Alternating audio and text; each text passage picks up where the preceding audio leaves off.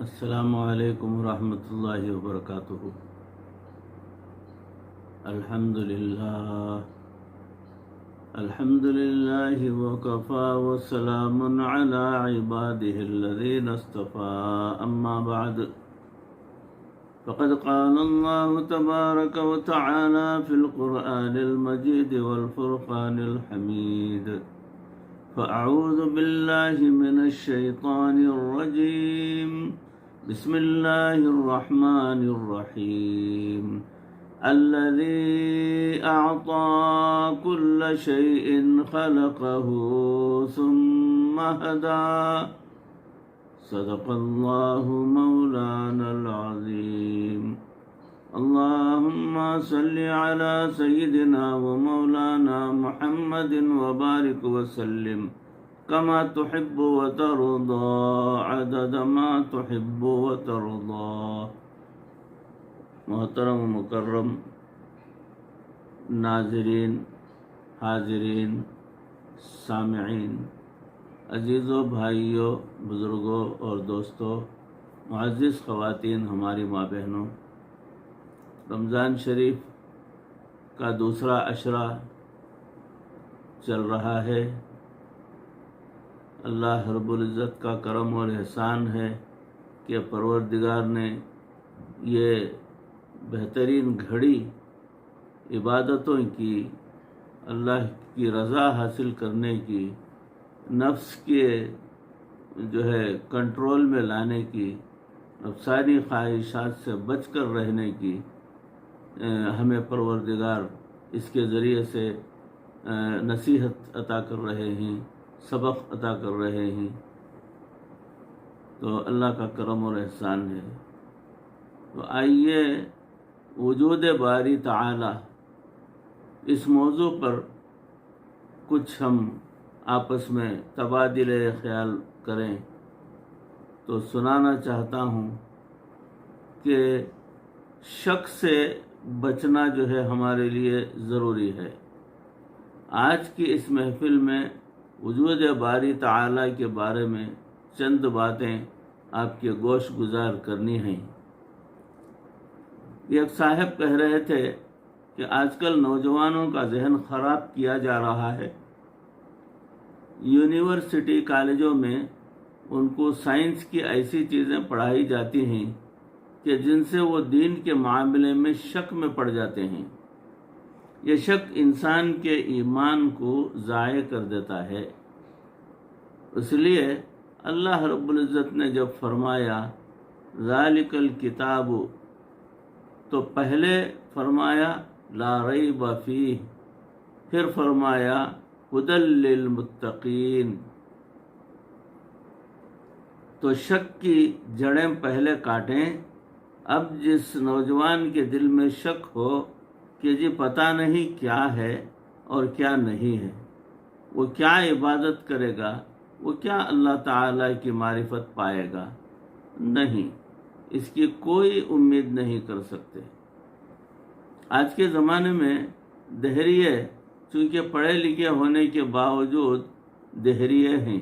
دہریے جن کو کہا جاتا ہے، دہریے کہا جاتا ہے اللہ کی ذات کا انکار کرنے والے، یعنی کوئی خدا ہی نہیں ہے، یہ دنیا خود بخود پیدا ہو گئی، خود بخود چل رہی ہے، ہم خود بخود پیدا ہو گئے، بس اتنا ہی ہے۔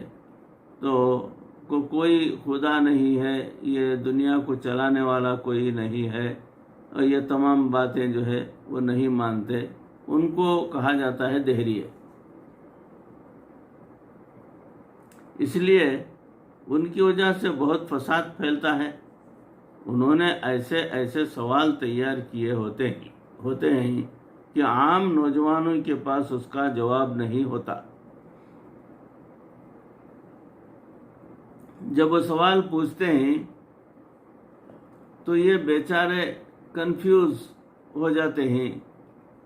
یہ ایمان کا معاملہ ہے، جتنا پختہ ہوگا اتنا اچھا ہے، ذرا سا شک بھی ایمان کے اندر فساد مچا دیتا ہے۔ اس لیے نبی علیہ الصلاۃ والسلام نے جب دعا مانگی تو شرک سے پہلے शक से बचने की दुआ मांगी है। अल्लाहुम्मा इन्नी आऊज़ु बिका मिनश शक्की व शिरकी व निफाक़ी व शिक़ाक़ी व सूइल अखलाक़। तो ये दुआ सरकार दो आलम सल्लल्लाहु अलैहि वसल्लम ने उम्मती को सुनाया और समझाया। आजकल लोग बड़े आराम से शक में आ जाते हैं। पहले ज़माने में जब लोग दहरियत के सवाल पूछते थे तो उनके जवाब इस दौर के ज़माने के मुताबिक थे। आज चूँकि साइंसी तहक़ीक़ात सामने आ चुकी हैं, इसलिए वो अपनी बात को साबित करने के लिए साइंस को बुनियाद बनाते हैं। आप एक नुक्ता जहन में रख लीजिए कि जब कोई बंदा आपसे अल्लाह रब्बुल इज़्ज़त के वजूद के बारे में बात करे तो सबसे पहली बात आप ये पूछें कि ये कायनात कैसे बनी। डरने और घबराने की ज़रूरत नहीं है। ये क्वेश्चन आप उनसे ज़रूर पूछें कि ये कायनात कैसे बनी, ये दुनिया, ये सारी कायनात ये कैसे बनी। तो जैसे ही आप सवाल पूछेंगे फ़ौरन आपको जवाब मिलेगा कि एक मादा था, अचानक एक धमाका हुआ, जिसको ये साइंस की ज़बान में बिग बैंग थियरी कहते हैं। अचानक धमाका हुआ और फिर आहिस्ता आहिस्ता ये सब कायनात वजूद में आती गई और आ गई पूरी। ये क्या पागलपन की बातें हैं उनकी। वो जब भी ये बात करें तो आप उसको शुरू से ही पकड़ें कि ये क्यों मफरूज़ा पेश कर रहे हो कि मादा था, ये क्यों मानते हो। उसके पास उसका कोई जवाब नहीं होगा। अगर आपने ये बात मान ली कि धमाका हुआ तो उसके बाद उसके पास साइंसी सबूत ऐसे होंगे कि वो आपको हिलने नहीं देगा। इसलिए आप उनको पहले कदम पर पकड़ें। जैसे ही कहें कि मादा था तो कहें क्यों फ़र्ज़ कर रहे हो कि मादा था। हम अगर कह दें कि शुरू से अल्लाह ताला थे और उन्होंने मखलूक को पैदा फरमाया तो हमारे ऊपर एतराज़ कि जी अल्लाह को क्यों मानते हैं और ख़ुद बात शुरू करते हैं तो मादे से शुरू करते हैं। तुम्हारा मादा अंधा भी, बहरा भी, हमारा खुदा सुनने वाला भी और देखने वाला भी, ज़िंदगी वाला भी। तो फ़र्क देखें दोनों में कितना ज़्यादा है।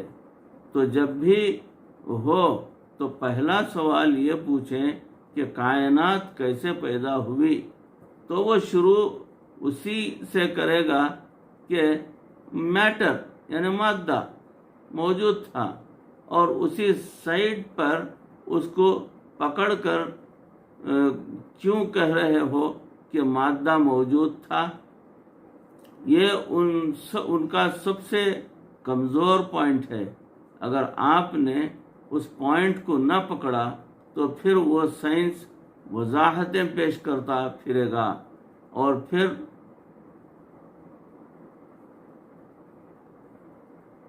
आप परेशान हो जाएंगे। तो इसलिए पहले कदम पर उससे ये पूछें कि ये कायनात कैसे बनी और उसी नुक्ते से पर उसको पकड़ लें तो उसके पास आगे करने के लिए कोई बात नहीं होगी। ये लोग आम तौर पर यह क्वेश्चन करते हैं सवाल, जैसे मैंने आपको बताया कि आप उससे क्वेश्चन करें। उन्होंने भी क्वेश्चन बनाए हुए होते हैं। आम तौर पर साइंस पढ़ने वाले कहते हैं कि जी हम तो देखकर मानते हैं, साइंस देखकर मानती है, ख्याली बातों को नहीं मानती। तो अगर खुदा है तो हमें दिखा दो कि कहाँ है। जब ये क्वेश्चन करें कि दिखा दो कि खुदा कहाँ है تو اس کی شکل کیسی، اس کا رنگ کیسا، ہم تو دیکھ کر مانیں گے؟ تو اس کے جواب میں اس کو ہمیشہ ایک بات کہیے کہ انسان زندہ ہے یا نہیں. وہ کہے گا زندہ ہے. یہ زندہ روح کی وجہ سے ہے یا نہیں؟ وہ کہے گا روح کی وجہ سے ہے. تو آپ اس سے کہیں کہ ہمیں روح دکھا دو کہ وہ کہاں ہے. بہت سادہ سا سوال ہے اور بڑا سادہ سا جواب ہے اس کا. اس کو کہو کہ ایک زندہ آدمی لیٹا پڑا ہے اور ایک مردہ آدمی لیٹا پڑا ہے تو ظاہر میں کوئی فرق نظر نہیں آتا. جو چیز نکل گئی اس کا رنگ بھی نظر نہیں آتا، پکڑ بھی نہیں سکتے، تو وہ روح کو بن دیکھے مانتے ہیں.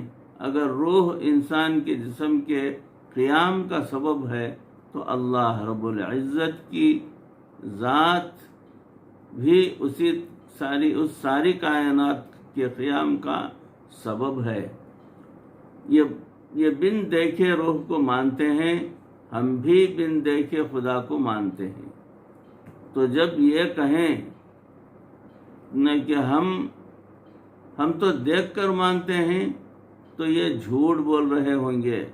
لیکن چونکہ سامنے والے کو پتہ نہیں ہوتا کہ ان کو پکڑنا کہاں پر ہے، اس لیے پھر ہمارے نوجوان شک میں پڑ جاتے ہیں. تو وہ دیکھنے کی بات کریں. آپ اس سے پوچھیں ہر چیز نظر تو نہیں آتی نا، کچھ چیزیں محسوس بھی تو ہوتی ہیں. اچھا، ایک آدمی کہتا ہے کہ مجھے درد ہے، کبھی کسی کو درد نظر نہیں آئی. چھوٹی یا بڑی یا لمبی چوڑی کسی نے درد دیکھا ہو جاتا ہوا یا آتا ہوا مانتے سب ہیں، مگر کسی کو نظر نہیں آتا کہ درد کیسا ہوتا ہے. تو درد کو کیوں مانتے ہیں؟ اس لیے کہ جسم گواہی دے رہا ہوتا ہے. ہم بھی اسی طرح خدا کو مانتے ہیں کہ ہمارا دل گواہی دے رہا ہوتا ہے. درد نظر نہیں آتا مگر وجود ہوتا ہے. اسی طرح پروردگار عالم بھی نظر نہیں آتے مگر موجود ہوتے ہیں، 100% موجود ہوتے ہیں. ایک سوال جس کا جواب بھی کبھی بھی نہیں دے سکتے وہ یہ کہ ان سے پوچھا جائے کہ جو بچہ بھی پیدا ہوتا ہے جانوروں کا ماں کے پیٹ سے پیدا ہوتا ہے، پرندوں کا انڈوں سے پیدا ہوتا ہے، اس کو انڈوں میں اور ماں کے پیٹ میں فطری ہدایت کون دیتا ہے؟ فطری ہدایت کا یہ کیا مطلب ہے کہ ہر چیز کو زندگی گزارنے کا اللہ رب العزت نے طریقہ بتایا. مثال سن لیجئے، 2 انڈے ہیں، ایک بطخ کا اور ایک مرغی کا.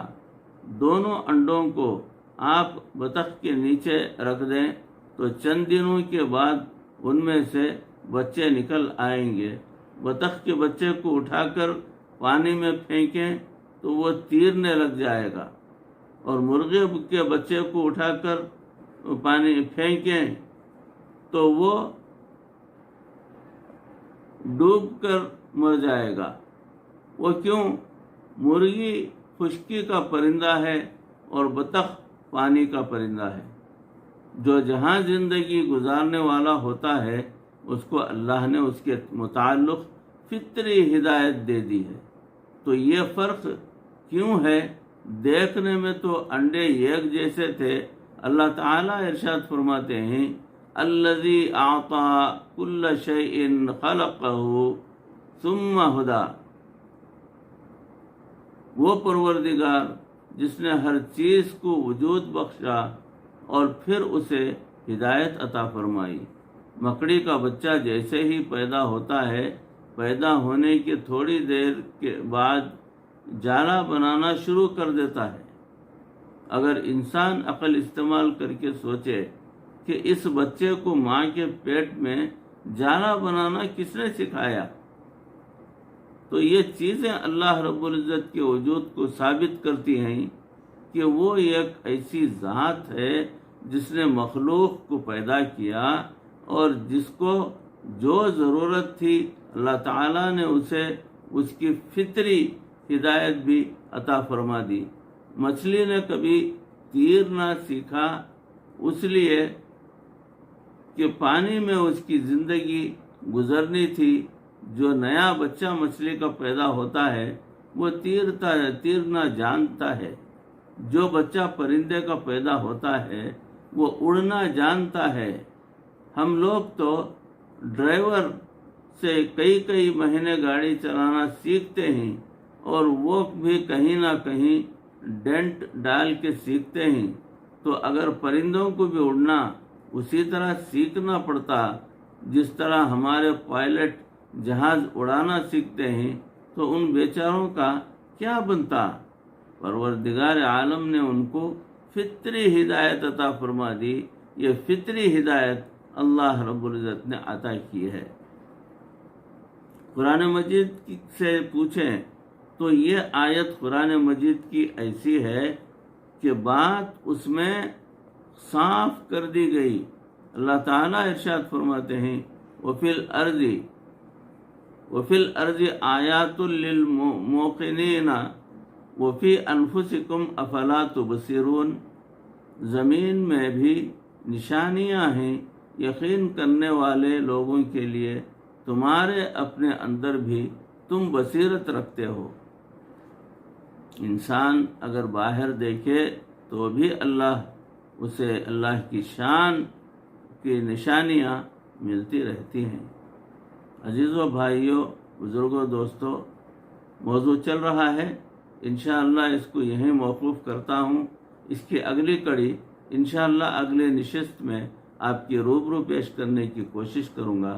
اللہ رب العزت ان کہی سنی باتوں پر اس عاجز کو بھی، آپ تمام کو بھی عمل کرنے کی توفیق عطا فرمائے۔